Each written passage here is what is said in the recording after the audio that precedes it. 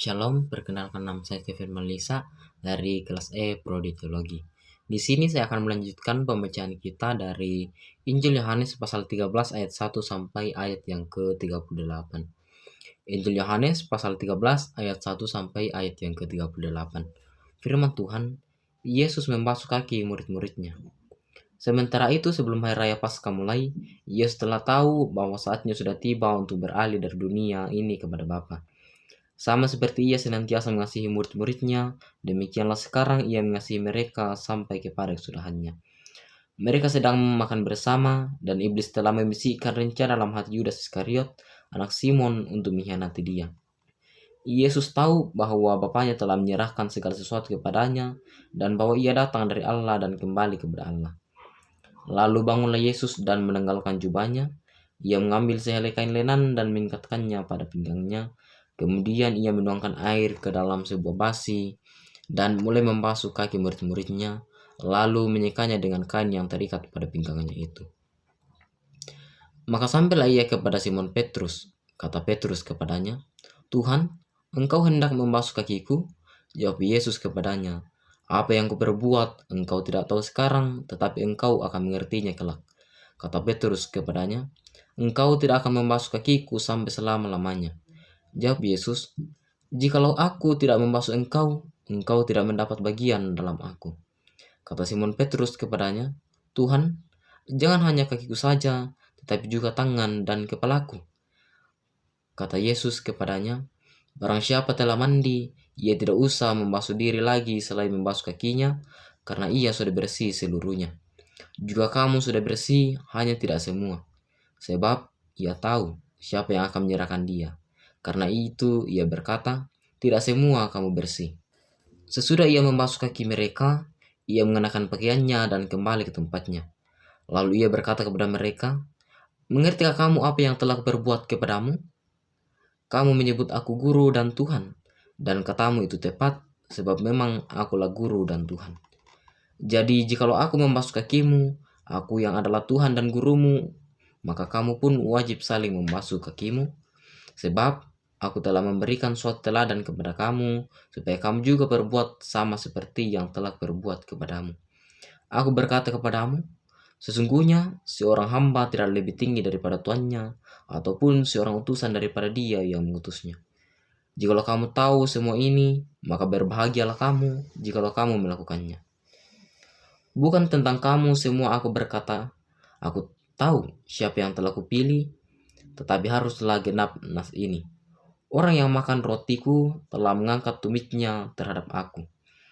Aku mengatakannya kepadamu sekarang juga sebelum hal itu terjadi, supaya jika hal itu terjadi, kamu percaya bahwa akulah dia. Aku berkata kepadamu, sesungguhnya barang siapa menerima orang yang kuutus, ia menerima aku, dan barang siapa menerima aku, ia menerima dia yang mengutus aku." Yesus memperingatkan Yudas.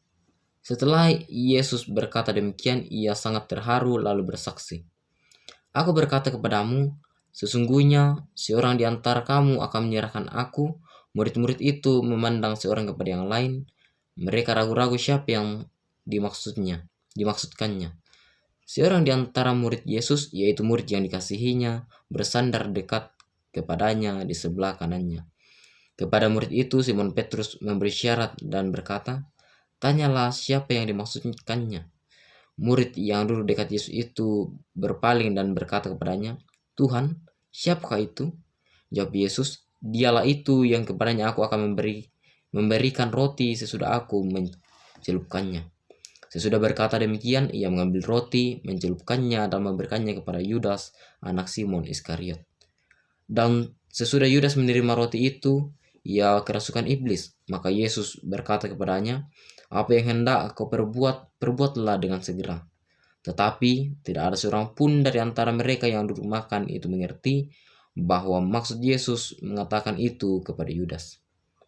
Karena Yudas memegang kas, ada yang menyangka bahwa Yesus menyuruh dia membeli apa-apa yang perlu untuk perayaan itu, atau memberi apa-apa kepada orang miskin.